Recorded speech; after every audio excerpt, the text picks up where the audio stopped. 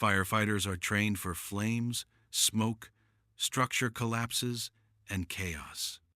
But every firefighter eventually learns that not every emergency is caused by something natural, and not every shadow inside a burning building comes from the fire. Tonight, you'll hear chilling thriller-style stories, inspired by real firefighter experiences, mixed with unexplained events that still leave seasoned crews speechless. These are the Inferno Files, terrifying encounters reported by those who run toward danger when everyone else runs away. The man who walked through the flames. The call came in just after midnight. Abandoned house fire, unknown cause, no signs of squatters. When our crew arrived, flames already punched through the roof. It was a defensive fire too dangerous to enter. But that changed fast. As we were stretching lines, the rookie shouted, "Someone's inside! Second floor window!" We all looked up. A figure stood behind the smoke-stained glass, motionless. A man, just staring at us. The captain cursed under his breath. "We have to go in." Inside, the heat was brutal, visibility almost zero. The hallway felt tight, too quiet for a house that was burning that hot. We forced our way upstairs. But the room with the window was empty. Completely empty. Dusty floor, no footprints. Then the temperature suddenly dropped, like stepping into a freezer. Behind us, on the thermal camera, a human silhouette appeared, standing inside the flames of the doorway. But the heat signature was wrong. It was cold. The captain froze. "Everyone out! Now!" As we backed up, the silhouette didn't move. It simply dissolved into the fire like smoke. Outside, the battalion chief looked confused when we reported it. "That room burned out 20 minutes ago," he said. "Anyone in there wouldn't have had a body left to find." The next day, we learned something else. Years ago, a former homeowner had died in that exact room during a kitchen fire. He'd never made it to the window, but it looked like he finally found his way there that night. Radio traffic. During wildland season, radio contact is everything. A few seconds of silence can get someone killed. Our engine crew was assigned mop-up duty on the backside of a ridge. Quiet, smoky, long hours of making sure nothing reignited. Around 3 a.m., the radio crackled to life. "Division Alpha, respond. Trapped. Need extraction. Can't breathe." The voice was raspy, desperate, but clear. We all froze. No units were missing. Everyone was accounted for. The captain responded, "Identify yourself." Static. Then the voice came again, weaker. "Still burning. It's still burning." We triangulated the direction of the transmission and hiked toward it. But the deeper we went, the stranger it felt. No hotspots, no smoke, just cold ash and silence. Finally, our GPS pinged the location. We stopped. It was the site of the firefighter fatality 6 years earlier. A blow-up that had taken one of the crew.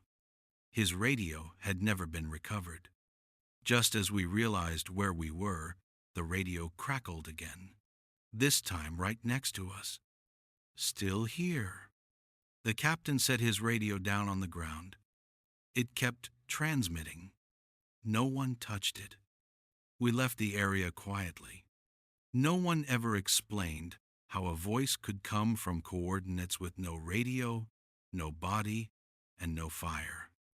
But every fire season, someone hears that same transmission.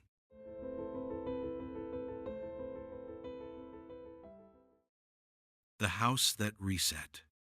This was the strangest call I've ever been on. Residential structure fire. Small, Single-family home. Flames showing from the kitchen window. We forced the front door. Inside was heavy smoke, charred cabinets, melted plastic, exactly what you'd expect. But after rescuing the family and knocking down the flames, we went back inside to check for hot spots. And the entire house looked normal. No scorch marks, no smoke damage, no odor, like the fire had never happened. One of the guys said, "Did we go to the wrong house?" The officer checked the address. Correct. The mother, wrapped in a blanket outside, looked terrified not from the fire, but from us. She whispered, "This happens every few years. Something burns, and then it just resets, but he never leaves."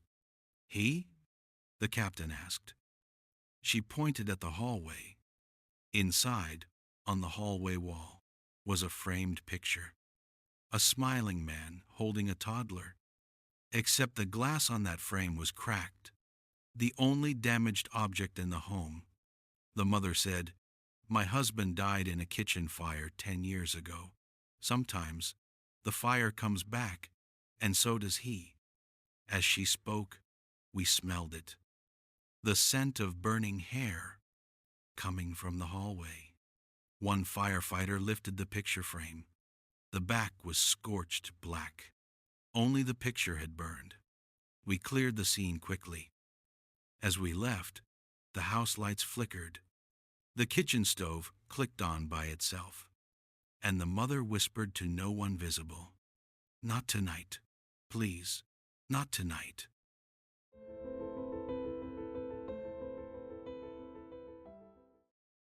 The stairwell collapse.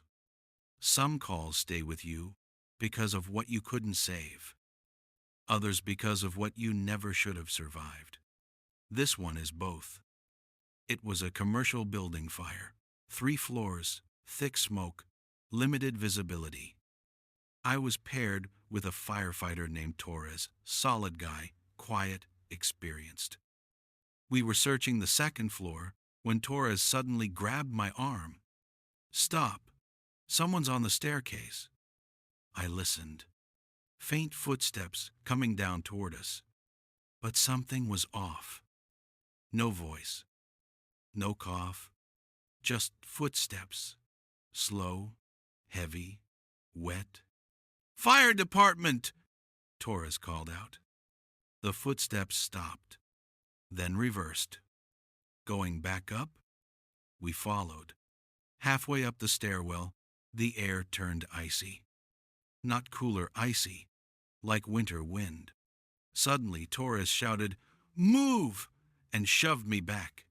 The stairs collapsed beneath us. The entire section dropping into the basement. If he hadn't pushed me, I would have gone with it. But here's what haunts me. After we got out, Torres said, "I pushed you because someone grabbed my jacket and pulled me away from the edge." I stared at him. "No one was behind you." He insisted someone had pulled him back. Strongly, deliberately. 2 days later, he showed me the back of his turnout coat. There were soot-stained fingerprints burned into the fabric, but not from human hands. The prints were too long, too narrow, almost skeletal. Whatever pulled Torres back saved him. But it was no firefighter. The fire that watched us. This happened at a warehouse fire on the edge of town. Massive building. Thick smoke. Flames rolling along the ceiling like waves. We had a clean line of sight down the main corridor. That's when we saw it. Something moved inside the fire. Not a shadow. A shape. It looked like a person made of flame, standing perfectly still in the doorway at the far end of the hall. At first, we thought it was a trick of the light, but then it stepped forward. The flames bent around it, didn't touch it, almost avoided it. It wasn't walking. It was gliding. The rookie whispered, Tell me you see that. We all did. As it moved closer, the temperature spiked. Our gear alarms started screeching. The captain radioed, "All crews evacuate. Now." We backed out quickly, hose line still flowing. Just before we made it outside, I glanced back. The fire figure stood a few feet away, motionless, watching us. Then, as the entire roof collapsed, it turned and walked straight into the falling debris, unaffected. The next morning, investigators found something strange. A melted firefighter's helmet from a model discontinued 30 years ago. Perfectly preserved shape. No soot inside. Just heat-warped metal. Someone or something had been in that building long before we arrived. And maybe never left. The room with no smoke. Some fires make sense. Some don't. This one still keeps me awake. We were called to a 2-story residential fire, heavy smoke showing visible flame from the rear windows. Standard response: breach, vent, attack. I was nozzle on the interior team. We made entry through the alpha side. Smoke down to the floor, zero visibility. As we moved toward the living room, my partner said, "Door on your right closed. Closed doors are good. They buy time. They keep fire out." I opened it slowly and stopped cold. The room was perfectly clean. White carpet, made bed, curtains hanging neatly, no smoke, no soot, no heat. Just still, silent air. I thought my mask was malfunctioning, like my thermal lens was glitching, because everything looked too crisp. My partner whispered, "Where's the smoke going?" I stepped inside and immediately felt like I'd walked into a vacuum. My breathing sounded wrong, echoing in my ears, like I was inside a cave. On the nightstand was an old alarm clock. Not digital, one of those metal ones with bells. It was ticking loudly. But here's the thing. My thermal camera showed the entire room as the same temperature. Flat, cold, uniform, except the bed. It glowed bright red, a perfect human shape lying under the blanket. But when I pulled the blanket back, nothing. The bed dipped, like someone had just gotten up. Then the alarm clock stopped ticking. Just silence. My partner's voice came through the radio, frantic. "Fire blowing over the hallway. We gotta move now." As we backed out, the clean room door slammed shut. Hard. The moment it closed, smoke instantly flooded under the threshold. Thick. Black. Like the fire had been waiting. We got out and regrouped. Later, after overhaul, we checked that room again. It was destroyed. Burned floor to ceiling. Caved-in roof. Nothing left. But in the debris, we found the old alarm clock. It wasn't melted. It wasn't scorched. It was sitting upright, hands stuck at 12:01. The time we opened the door. The screaming hose line. During my early years on the job, an older firefighter told me, "Listen to your hose. It'll talk to you." I always thought he meant pressure changes, kinks, friction, normal stuff. Then this happened. We were fighting a garage fire attached to a 2-story home. Fully involved on arrival. We pulled a 1-second through line and made our push. About 10 feet inside, the line jerked. Hard. Like someone behind us yanked it. I turned, expecting a kink. Nope. Line was straight. Smooth. Clear. We advanced another few feet, and the hose twisted in my hands like something was pulling it the other way. Pressure was steady. Pump Op said everything was normal. Then the line made a sound I will never forget. A long, low moan, like air moving through a throat instead of rubber. My partner shouted, "You hear that?" Before I could answer, the hose screamed. A human scream, coming from inside the line. We dropped it and backed out fast. Outside, the captain inspected the hose. No holes.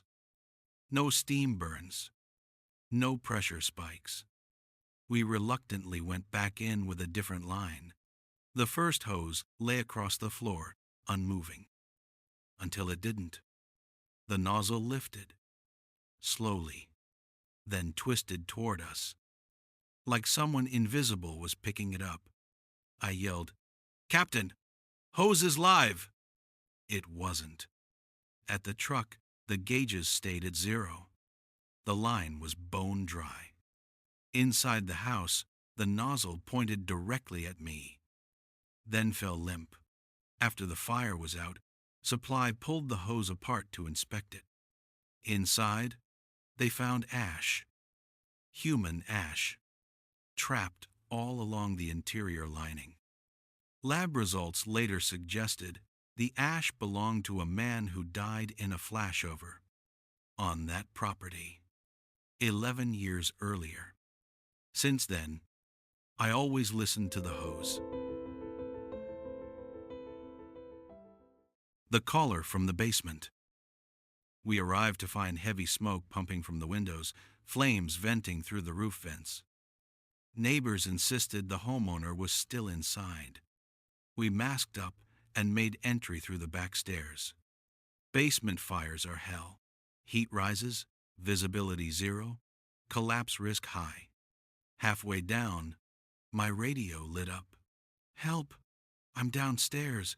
Can't get out." Weak voice. Male. Exactly what we expect to hear on a rescue. I said, "We're coming to you. Keep talking."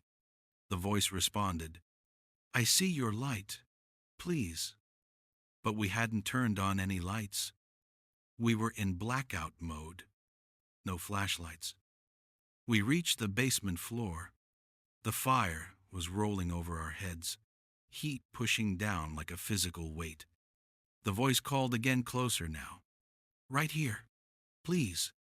Through the smoke, we saw a figure. Crouched. Reaching out with one hand, I lunged forward, but my partner grabbed me.